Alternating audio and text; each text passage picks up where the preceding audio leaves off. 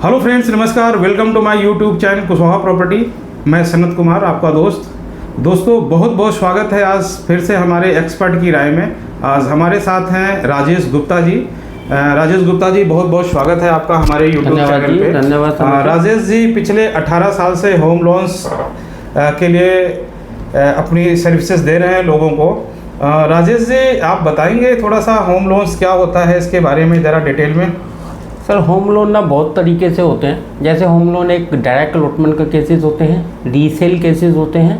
Direct allotment होते हैं authority से, बिल्डर से, जहां अंडर कंस्ट्रक्शन प्रॉपर्टीज़ होती हैं उससे अगर कोई कस्टमर डायरेक्ट बिल्डर से खरीदता है तो उसे डायरेक्ट अलॉटमेंट कहते हैं। जो अथॉरिटी के फ्लैट्स निकलते हैं, अथॉरिटी से अगर डायरेक्ट कोई कस्टमर खरीदता है तो उसे डायरेक्ट अलॉटमेंट फ्रॉम अथॉरिटी कहते हैं।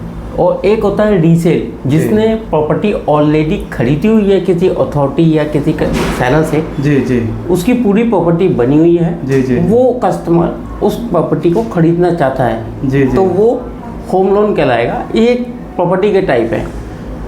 ओके, तो ये किन किन प्रकार के होम लोन्स होते हैं? कैटेगरी ऑफ होम लोन कई प्रकार के होते हैं। जैसे होम लोन के अंदर हमारा एक प्रोडक्ट आता है, एक तो परचेज ऑफ प्रॉपर्टी, ये सिंपल होम लोन है जी। सेकेंड ऑफ ऑलरेडी आपके पास होम लोन चल रहा है किसी बैंक से और अपनी प्रॉपर्टी के लिए आपको रिनोवेट करवाना है कुछ, और कुछ फंड्स की रिक्वायरमेंट होती है, तो उसके लिए आपको एक टॉप अप लोन या रिनोवेशन लोन, दोनों में से कोई सा भी लोन आप ले सकते हैं। रिनोवेशन लोन होम लोन में ही कंसिडर होता है, उस पर आप इंटरेस्ट इनकम टैक्स का बेनिफिट ले सकते हैं। लेकिन जो टॉप अप लोन होता है, टॉप अप लोन में कभी भी कोई इंटरेस्ट का बेनिफिट नहीं मिलता है। वो वन शॉट आपको पूरा का पूरा पेमेंट अपने मकान को बनाने के लिए दे दिया जाता है। लेकिन जो रिनोवेशन लोन होता है, रिनोवेशन लोन के लिए हमारी प्रॉपर टेक्निकल विजिट होती है। आप कितना रिनोवेशन किस प्रकार से कर रहे हैं उसको पार्टली डिस्बर्स किया जाता है। जिस जिस प्रकार से आप रिनोवेशन करते जाएंगे, हमारे टेक्निकल वैल्यूअर्स आएंगे, प्रॉपर्टी देखेंगे कि हाँ ये आपने रिनोवेशन किया है, उसको हम फंडिंग करेंगे। जितना भी रिनोवेशन के लिए जो एस्टिमेट वैल्यू होती है आर्किटेक्ट से, उसका नॉर्मली 80% हमारा बैंक फंड करता है। जी जी जी जी जी। तो यदि किसी ने प्रॉपर्टी परचेज करने का प्लान किया हुआ है, प्लान करते ही दो तरीके से प्रॉपर्टी परचेज करी जाती है। एक तो सारा अपने पास फंड होना चाहिए, और दूसरा कुछ फंड के साथ जो है हमें फाइनेंस की जो है सुविधाओं का लाभ लेना होता है। तो ऐसे में आप थोड़ा सा बताएंगे कि किन किन चीज़ों को ध्यान में रखते हुए अपने लॉन्ग टाइम को, फाइनेंशियल को कैसे एडजस्ट करके चलना है, जिससे कि होम लोन में हमें कोई प्रॉब्लम ना आए। सबसे पहले जो कस्टमर प्रॉपर्टी खरीदना चाहते हैं उनकी प्रोफाइल सबसे पहले देखी जाती है। क्या प्रोफाइल है? प्रोफाइल दो तरीके की होती है, एक होता है सैलरीड कस्टमर और एक होता है बिजनेसमैन कस्टमर। जी जी। बिजनेसमैन में भी तीन तरीके की कैटेगरी होती है। एक होता है नॉर्मल प्रोप्राइटरशिप फर्म, एक होता है प्राइवेट लिमिटेड कंपनी के डायरेक्टर जो इंडिविजुअल लोन ले रहे हैं, और तीसरा होता है पार्टनरशिप फर्म। पार्टनरशिप फर्म में मिनिमम 2 पार्टनर्स होना जरूरी है जब भी कोई पार्टनरशिप फर्म बन पाती है। तो उसके अंदर सिर्फ अगर एक पार्टनर लोन ले रहा है तो हम फर्म की इनकम ना कंसिडर करके सिर्फ हम इंडिविजुअल नेम पे हम आपका लोन बना सकते हैं। लेकिन हम फर्म के पेपर्स देखने के लिए बैंक जरूर मांगता है। रीज़न, क्योंकि आपकी इनकम जो भी आप वहाँ से सैलरी, इंटरेस्ट ऑन कैपिटल, जो भी आप कंसिडर इनकम ले रहे हैं वो उसी फर्म से ले रहे हैं जो आपकी फर्म है। ये तो हो गया सेल्फ एम्प्लॉयड। दूसरा होता है सैलरीड। सैलरीड नॉर्मली जो इनकम होती है, जो नेट सैलरी आपके अकाउंट में आ रही है उसका हम कैलकुलेशन करते हैं। अगर up to 30,000 salary net salary आ रही है तो उसका आप 45% इनकम पे ही अपनी EMI बना सकते हैं और बैंक उसी को ही कंसिडर करता है। दूसरा, अप टू 75,000 सैलरी जो नेट अकाउंट में आ रही है उसमें हम नॉर्मली 70% आप अपनी EMI दे सकते हैं। बाकी जो पैसा 30% है वो आप अपने हाउस होल्ड एक्सपेंसेस के लिए रख सकते हैं। ये बैंक की कैलकुलेशन है। और दूसरा ये है कि कुछ सैलरीड कस्टमर हैं, जैसे आपका MNC कंपनीज में जॉब करते हैं, प्राइवेट लिमिटेड में जॉब करते हैं, पार्टनरशिप फर्म में जॉब करते हैं, लेकिन जो लोन है प्रोप्राइटरशिप फर्म में जॉब करने वाले को लोन नहीं मिलता है। बैंकिंग सेक्टर से नहीं मिलता, लेकिन नॉन बैंकिंग सेक्टर से वो लोन मिल जाता है। जी जी जी, उसका रेट ऑफ इंटरेस्ट थोड़ा हाई होता है। इसमें जो फंडिंग है हमारी अप टू 30 लाख लोन के लिए मार्केट वैल्यू का 90%, वाइट वैल्यू का 90% दोनों फंडिंग होती है। अगर आप कोई प्रॉपर्टी 34 या 35 लाख तक की देख रहे हैं, उसमें आपको 30 लाख की लोन की रिक्वायरमेंट है, तो हमारा बैंक आराम से आपको 90% जो भी प्रॉपर्टी की मार्केट वैल्यू है उसका 90% फंडिंग दे देगा आराम से। क्योंकि अगर आपकी रिक्वायरमेंट 30 लाख तक की है, अगर आप इस 30 लाख से 75 लाख तक जाएंगे, इसके बिटवीन अगर आपका लोन अमाउंट होता है, तो जो भी मार्केट वैल्यू है उसका 80%, जो दो कंडीशन एक साथ चलती हैं, agreement to sale plus market value. Agreement to sale का 90% subject to 80% of market value, दोनों कंडीशन एक साथ चलती है। अगर आप 1 करोड़ की कोई प्रॉपर्टी खरीदते हैं, एग्रीमेंट आपका 1 करोड़ का है लेकिन मार्केट वैल्यू 150 की है आपकी, तो हम क्या करेंगे, आपको वाइट वैल्यू का 90%, 90 लाख पहली फंडिंग ये हो गई। अगर आपको कुछ फिनिशिंग के लिए भी पैसा चाहिए तो हम उसमें भी आपको 20% एक्स्ट्रा दे सकते हैं, एग्रीमेंट से अबव भी दे सकते हैं, क्योंकि आपकी मार्केट वैल्यू बहुत अच्छी है, 1.5 CR की है। तो ये आपको जानना जरूरी है कि आप फंडिंग किस तरीके से लेना चाह रहे हैं। कई कस्टमर सोचते हैं कि हमें 90% मिल रहा है एग्रीमेंट का। कई बार क्या होता है कि एग्रीमेंट और मार्केट वैल्यू सेम होती है। वहाँ हम क्या करते हैं, अगर 75 लाख तक का लोन है तो हम 80% से उसको ऊपर नहीं दे पाते।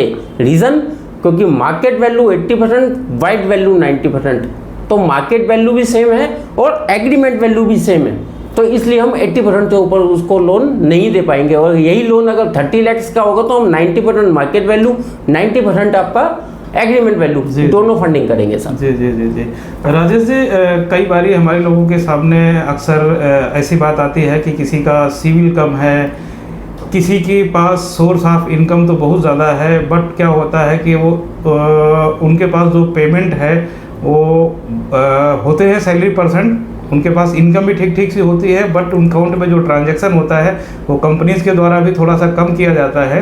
तो उन लोगों को क्या आप कहना सजेस्ट करना चाहेंगे कि वो किस तरीके से प्रिपरेशन करें कि उनको लोन के टाइम पे दिक्कत ना आए? जो सैलरीड कस्टमर होते हैं नॉर्मली, अधिकतर सैलरीड कस्टमर लोन के लिए प्रिपरेशन लेते हैं। रीज़न क्या है कि उनको इनकम टैक्स, जो टोटल इनकम है वो वाइट की इनकम होती है। जी जी जी जी तो नॉर्मल कस्टमर यही चाहता है, सैलरीड कस्टमर, कि जितनी भी पेमेंट मेरी हो वो टोटल वाइट में हो। जी जी जी क्योंकि उनके पास ब्लैक नहीं होता है। जी जी जी जी तो अगर वो वाइट में फंडिंग लेता है और ऑलरेडी उनके कुछ रनिंग लोन्स हैं, जी जी जी जैसे पर्सनल लोन, ऑटो लोन, तो पर्सनल लोन में क्या होता है कि लोन टेन्योर बहुत कम होता है। जी जी जिसकी ऑब्लिगेशन, अगर आपने 5 लाख का लोन लिया है तो उसकी ईएमआई जो आपकी होती है वो 15,000, 14,000, 15,000, 16,000 ऐसे होती है सर। अगर 5 लाख के लोन पे अगर यही जो 15-16,000 की ईएमआई है आपकी ऑब्लिगेशन में जो काउंट होगी, उससे आपका होम लोन जो है वो 20 लाख का रिड्यूस हो जाएगा। जी जी क्योंकि लोन आपका 5 लाख लिया हुआ है, जी जी लेकिन जो लोन एलिजिबिलिटी होम लोन की होगी जी जी जी वो 20 लाख की रिड्यूस हो जाएगी। जी जी रीज़न क्या है कि हमारा जो लॉन्ग टेन्योर का वो जो होता है, लॉन्ग टेन्योर में हमारी आपकी कस्टमर की एलिजिबिलिटी ज़्यादा बनती है। जी जी जी जी तो ये प्लस पॉइंट रहता है। कस्टमर को हमेशा ये ध्यान रखना चाहिए कि जो भी नेट सैलरी है उसका हम 70% और 70% में जो ऑब्लिगेशन रनिंग लोन्स हैं उसको माइनस करके एलिजिबिलिटी बनती है, ना कि जो बैलेंस अमाउंट 30% बचा हुआ है उसको हम ऑब्लिगेशन में काउंट करेंगे। नहीं, जो 70% है उसमें से ऑब्लिगेशन माइनस होगी, तब आपकी लोन एलिजिबिलिटी काउंट होगी। राजेश जी, जैसे कि अभी हम लोग IPA एक्सटेंशन पटपड़गंज में हैं, तो हम थोड़ा सा कुछ चीज़ों को ज़रा ऐड करना चाहेंगे। According to property, IPA extension एक freehold cooperative group housing societies जो DDA से अलॉटेड प्रोजेक्ट हैं। ऐसे ही DDA के जो प्रोजेक्ट हैं, इधर हमारे Mayur Vihar phase 1, phase 2, phase 3, इधर प्रीत विहार की तरफ यदि हम बात करें तो DDA से अलॉटेड प्लॉट्स हैं।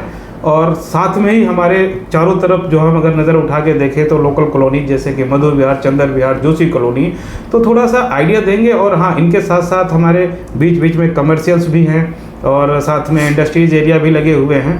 तो यदि हम बात करें कि as a category of property, local means जहाँ पर जो है कि अथॉरिटी से जो लीगल प्रॉपर्टी नहीं है, जो अथॉरिटी से लीगल हैं, फ्री होल्ड हैं, तो वो किस तरीके से आप डिफाइन करेंगे कि किन किन प्रॉपर्टीज़ पे लोन मिल जाएगा और सरकारी बैंकें दे देंगे, किस में से प्राइवेट देंगी, थोड़ा सा इस विषय में मैं आपसे जानकारी चाहूँगा। जी देखिए, जो प्रॉपर्टीगंज अथॉरिटी, जो सोसाइटी फ्लैट्स हैं, जितनी भी सोसाइटीज़ हैं, जी हाँ, वो सारी की सारी बैंकों से अप्रूव्ड है, क्योंकि फ्री होल्ड प्रॉपर्टी है। अगर जी। यहाँ पे कोई फ्लैट फ्री होल्ड नहीं है जी जी जी तो उस पर लोन नहीं हो पाता जब तक कि वो प्रॉपर्टी फ्री होल्ड नहीं होगी। जी, कुछ जी, ऐसी प्रॉपर्टीज़ हैं जो फ्री होल्ड नहीं है, जी जी जी लेकिन जब तक सेलर आपका फ्री होल्ड नहीं करवाएगा जब तक लोन उस प्रॉपर्टी पे नहीं होगा। जी जी जी इसके आसपास की, इसके लिए सारे आपके गवर्नमेंट बैंक से अप्रूव्ड है, प्राइवेट बैंक से अप्रूव्ड है।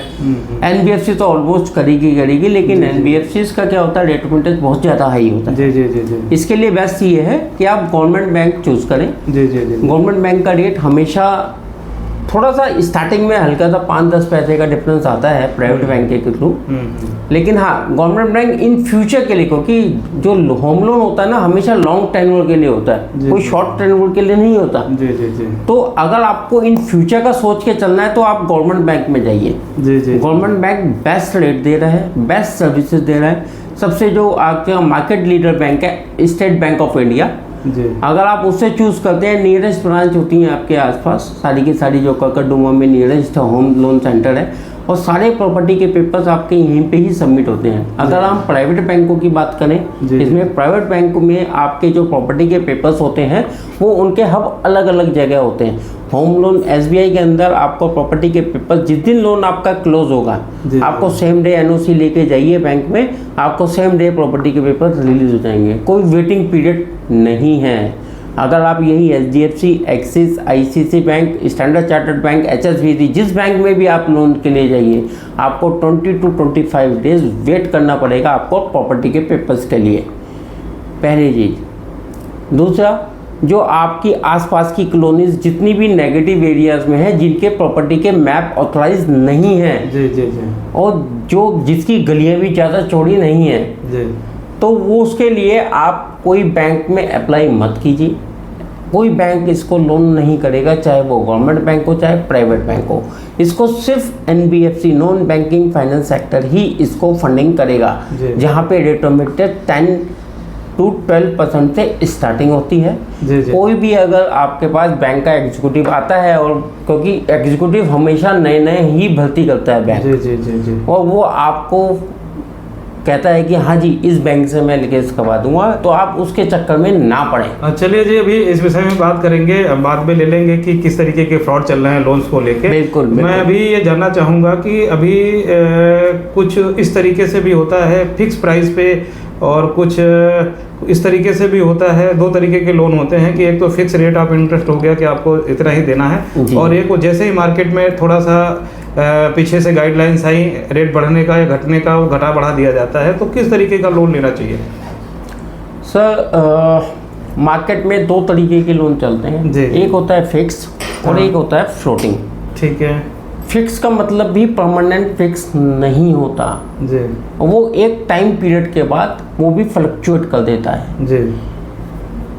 फिक्स में हमेशा क्या होता है, जब भी कोई कस्टमर अपना पार्ट पेमेंट, जैसे 6 महीने के बाद कुछ फंड्स कस्टमर के पास आ गए, जी जी, तो वो उसको अपने होम लोन में पार्ट पेमेंट करना चाह रहा है, जी जी जी जी, तो वो उसको पार्ट पेमेंट पे भी फोरक्लोजर चार्जेस देने पड़ते हैं, पार्ट पेमेंट चार्जेस देने पड़ते हैं फिक्स रेट ऑफ इंटरेस्ट पे। जी हाँ जी।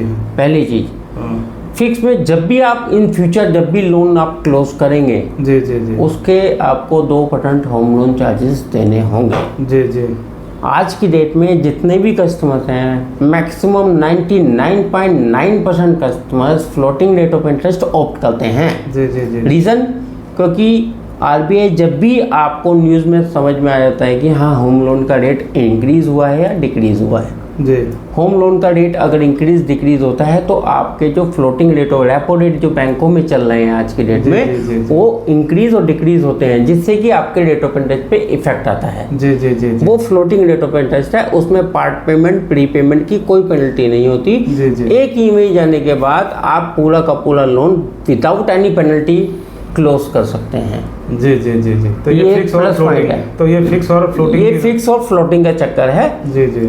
लेकिन 99.9% फ्लोटिंग ही चूज किया जाता है, क्योंकि फिक्स का जो रेट ऑफ इंटरेस्ट होता है जो नॉर्मल रेट से 2% अपर साइड होता है। जी जी जी जी जी जी। तो इसलिए कस्टमर थोड़ा सा डरता है आज की डेट में फिक्स लेना, जी जी जी। क्योंकि वो मार्केट। और सबसे बड़ा प्लस पॉइंट, जब भी आप कोई होम लोन लेते हैं जी जी तो जी। उसके लिए सबसे बड़ी बात है कि आपको हमेशा हर 6 महीने के बाद अपना लोन अकाउंट रिव्यू करना चाहिए और आपको गूगल पे देखना चाहिए जी जी। कि जी आपका रेट ऑफ इंटरेस्ट बाकी बैंकों के रेट ऑफ इंटरेस्ट से मैच कर रहा है कि नहीं। जी। अगर रेट ऑफ इंटरेस्ट में 5, 10, 15, 20 पैसे तक फर्क है, डिफरेंस है, जी जी तो आप उसको इग्नोर कर दीजिए। जी जी। आप ये मत सोचिए कि आप दूसरे बैंक में ले जाके आप 15-20 पैसे का डिफरेंस को कवर कर लेंगे। जी जी। वो आपका ही लॉस है, जी जी। क्योंकि 15-20 पैसे का जो